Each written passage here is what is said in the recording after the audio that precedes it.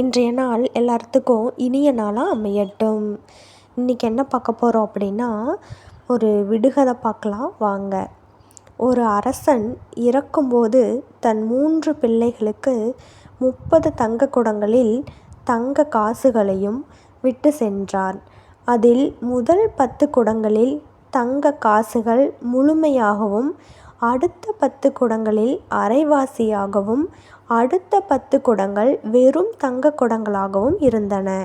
ஒரு குடத்திலிருந்து இன்னொரு குடத்திற்கு தங்க காசுகளை மாற்ற முடியாதெனில் மூவருக்கும் எவ்வாறு தங்க காசுகளையும் தங்க குடங்களையும் சமமாக பகிரலாம்?